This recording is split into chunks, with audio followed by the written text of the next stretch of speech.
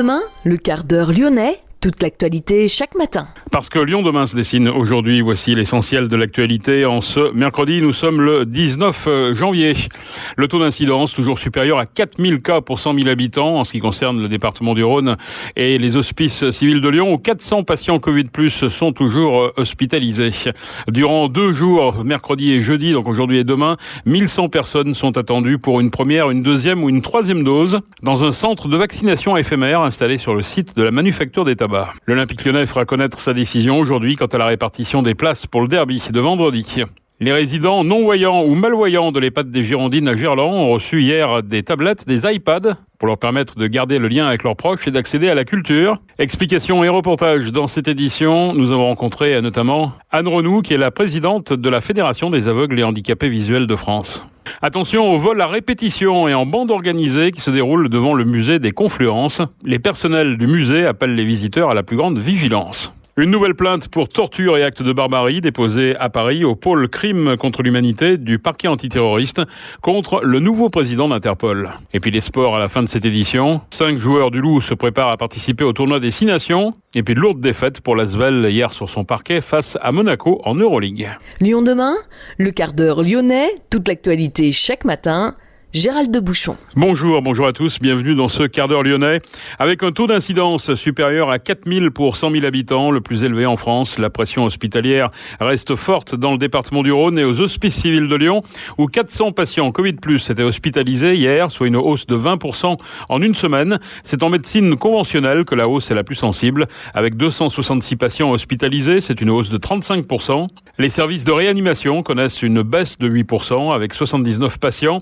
Cependant, les patients Covid+ représentent encore 49% des patients des services de réa, occupés à 96%. 168 lits de réanimation sont actuellement armés aux HCL. Durant 2 jours, aujourd'hui et demain, près de 1100 personnes sont accueillies pour une première, deuxième ou troisième dose de vaccin dans un centre de vaccination éphémère sur le site de la Manufacture des Tabacs, ouvert uniquement sur rendez-vous. Le centre répond notamment à une forte demande des jeunes de moins de 30 ans qui ont eu parfois des difficultés récemment à trouver des créneaux de vaccin Pfizer. En seulement 48 heures, tous les créneaux ouverts ont été réservés essentiellement par des étudiants à 85%.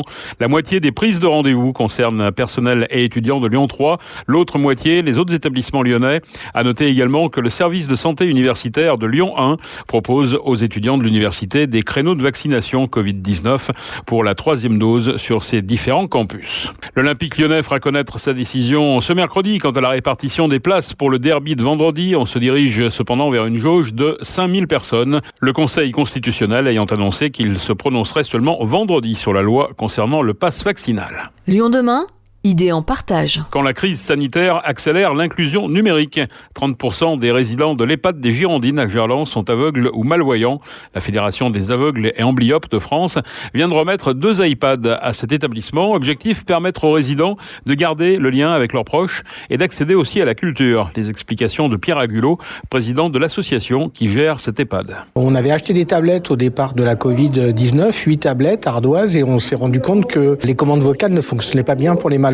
Donc on a demandé à la fédération s'ils pouvaient nous faire le don de 2 iPads qui ont des commandes vocales qui sont beaucoup plus puissantes pour le surf et les recherches de nos résidents malvoyants. Au quotidien, ça leur permet de faire partie de l'inclusion numérique, pour reprendre un mot à la mode, mais de pouvoir surfer, de pouvoir avoir des liens intergénérationnels, parce que vous savez, dans cet EHPAD, on a à peu près par trimestre entre 15 et 20 étudiants qui viennent faire des ateliers numériques. Ça leur permet aussi d'être en lien avec leur famille. C'est important, via des WhatsApp, via des Skype, de pouvoir avoir le lien avec sa famille, les cousins, les petits-enfants, et ça va les désenclaver de leur chambre et des consignes sanitaires qui ne permettaient pas d'accueillir leur famille. Ça va bientôt faire 2 ans qu'on est confinés. C'est important pour leur morale, c'est important pour leur santé mentale. Donc les outils numériques leur permettent de joindre leur famille, mais aussi leur permettent d'ouvrir, parce que maintenant on a quand même pas mal d'applications, même pour des non-voyants, qui vont permettre d'avoir des livres et d'avoir une lecture. On a aussi pour d'autres personnes de l'inclusion pour pouvoir découvrir des choses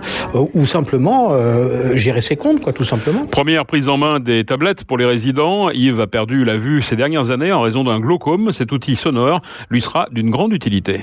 Savoir quelle heure est-il maintenant, quel jour sommes-nous, savoir le temps, la météo, quel est le nom du président de la République, enfin, absolument n'importe quoi, j'ai la réponse, quoi.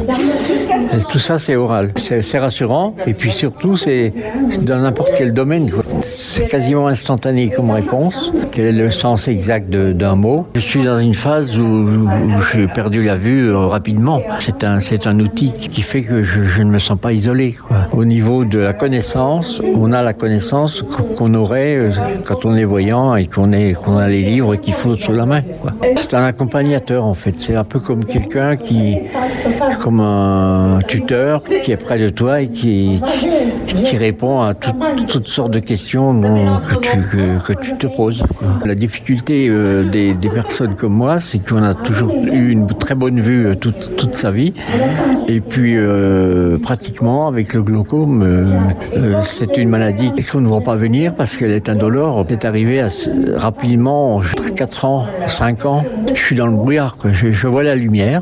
C'est le nerf optique qui ne répond plus, qui ne transmet plus le flux lumineux. Et par conséquent, j'ai l'impression d'être dans le brouillard. La Fédération des aveugles et handicapés visuels de France a été créée en 1917. Ces instances dirigeantes ont la particularité d'être majoritairement composées de membres aveugles ou malvoyants. En 2021, pour la première fois, c'est une femme, une burgienne, qui a pris la présidence de la fédération. L'un de ses combats, l'accès aux livres. Nous avons rencontré Anne Renoux lors de cette remise d'iPad aux résidentes et résidents des Girondines. On a très peu d'ouvrages qui sont rendus accessibles. Environ 8% des ouvrages sont rendus accessibles aujourd'hui.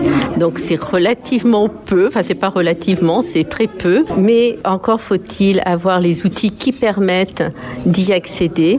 Et avec les tablettes, les animateurs des Girondines vont pouvoir indiquer aux résidents comment aller chercher les livres, comment les télécharger et ensuite comment pouvoir les écouter, que ce soit aussi bien du texte écrit grâce à la synthèse vocale de VoiceOver ou des livres enregistrés par voix humaine. Alors maintenant que vous êtes à la fédération et à la tête de la fédération, c'est quoi vos priorités? Sur quel dossier vous travaillez aujourd'hui? Alors aujourd'hui, on travaille sur la labellisation déficience visuelle pour l'accompagnement des personnes en établissement. On travaille aussi sur l'inclusion scolaire, qui est un gros dossier. Depuis la loi du 11 février 2005, il est préconisé que les enfants déficients visuels, que les enfants de tout type de handicap d'ailleurs, soient dans l'école de leur quartier, ne soient plus forcément mis en internat loin de chez eux.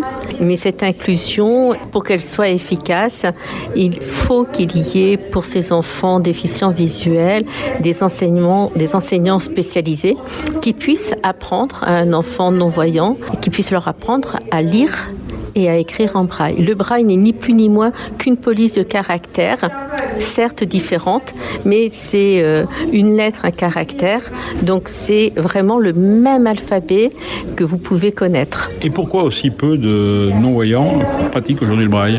Alors, on a peu de non-voyants qui pratiquent le braille parce que beaucoup de ces personnes découvrent la malvoyance et la cécité tardivement. Et plus on est âgé, et pas forcément très âgé, même à l'âge adulte, on a plus de difficultés au niveau de la sensibilité à acquérir de la vitesse de lecture. Et donc, lire un roman, quand on lit difficilement, eh bien, on perd un peu patience et courage, si bien que les personnes qui ont appris le braille tardivement préfèrent lire leur roman en audio, peuvent pratiquer le braille pour lire de courts articles ou pour lire des choses qui sont des lectures un peu plus complexes qui leur permettent de lire à leur rythme et de pouvoir mieux intégrer ce qui est écrit. La lecture audio demande une grande concentration. Contrairement à ce qu'on pourrait penser, la lecture audio n'est pas aussi facile qu'on peut l'imaginer. On ne peut pas penser à autre chose en même temps. Pendant ce temps, la bande son, elle continue, elle ne vous attend pas. Vous pratiquez un certain lobbying auprès des députés, auprès des sénateurs. Quel est l'accueil que vous avez? Alors, dernièrement, et je dois dire que j'en suis particulièrement heureuse, j'ai fait publier un courrier auprès des sénateurs et des députés pour leur parler de toutes ces contraintes au niveau de l'accès à la lecture, à la culture, où on était vraiment un peu brimés. Et je reçois tous les jours des courriers me disant qu'ils écrivent, qu'ils font une lettre ouverte auprès du ministre Roselyne Bachelot ou Sophie Cluzel pour leur dire qu'il y a quelque chose à faire au niveau de l'accès à la lecture des personnes déficientes visuelles. Je vais rencontrer une députée d'ici la fin du mois, mais je vous dis, tous les jours, je reçois 2 à 3 courriers de sénateurs ou de députés. Ce courrier a vraiment interpellé et j'en suis vraiment très contente d'avoir été entendue. Anne Renou, présidente de la Fédération des aveugles et handicapés visuels de France, pour se renseigner, aveugledefrance.org. Lyon demain, média agitateur d'idées. Des vols à répétition en bande organisée se déroulent devant le musée des Confluences. Depuis plusieurs mois, les personnels du musée assistent à des vols de cartes bancaires, portefeuilles, téléphones par des bandes au niveau de l'arrêt de tramway musée des Confluences. Ils appellent les usagers à la plus grande vigilance. Les voleurs agissent en groupe et très rapidement. Ils repèrent des personnes âgées, des familles avec des enfants ou encore des handicapés. Notez que la direction départementale de la sécurité publique précise que les auteurs de ce type d'infraction sont très mobiles et agissent sur les lieux à fort flux de passagers, aussi bien dans le tram, le métro ou dans les gares de Pardieu ou de Perrache. Il faut noter que 5000 personnes visitent chaque jour le musée des Confluences en période de vacances scolaires. Une nouvelle plainte pour torture et actes de barbarie a été déposée à Paris au pôle crime contre l'humanité du parquet antiterroriste contre l'émirati Ahmed Nasser El Raissi. Le nouveau président d'Interpol se trouverait actuellement à Lyon au siège de l'organisation, ce qui suffirait à rendre la justice française compétente selon l'ONG Gulf Center of Human Rights, l'ONG qui a porté plainte. L'élection d'El Raissi le 25 novembre s'était faite aux grandes dames des défenseurs des droits humains et des responsables politiques qui estimaient qu'elle portait atteinte à la mission de l'organisation. Le maire de Lyon, Grégory Doucet, faisait partie de celles et ceux qui dénonçaient cette élection. La fonction de président est essentiellement honorifique, le vrai patron d'Interpol étant son secrétaire général. L'adjoint à la mobilité, à la logistique urbaine et aux espaces publics, Valentin Lungenstrass, a annoncé hier sur Twitter 3 nouvelles dates cette année pour l'opération La Voie est libre. Les 21 et 22 mai, les 24 et 25 septembre, puis les 17 et 18 décembre, donc en fin d'année. La Voie est libre est une opération visant à piétoniser certaines rues identifiées pour donner plus de place aux piétons. Lyon demain, un site internet, du son, de l'image, un média complet pour les Lyonnais qui font avancer la ville. La Fédération française de rugby a annoncé les 42 joueurs sélectionnés par Fabien Galtier pour préparer le tournoi des 6 nations. Parmi eux, on retrouve 5 joueurs du Loup, Damba Bamba, Romain Taoufi Fenoua, Dylan Cretin, Baptiste Couillou et Léo Berdeux. Pour ce dernier, il s'agit de sa première sélection. Les 5 Lyonnais iront en stage à Aubagne dimanche pour leur préparation. Leur premier match du tournoi des 6 nations se tiendra à Paris et aura lieu le dimanche 6 février contre l'Italie. L'Euroleague, on parle de basket. Monaco a marqué les esprits sur le parquet de l'Asvel. La confrontation européenne entre les 2 plus grands clubs français a tourné à la démonstration pour les Monégasques, bien trop puissants face à des Villeurbanais encore trop diminués.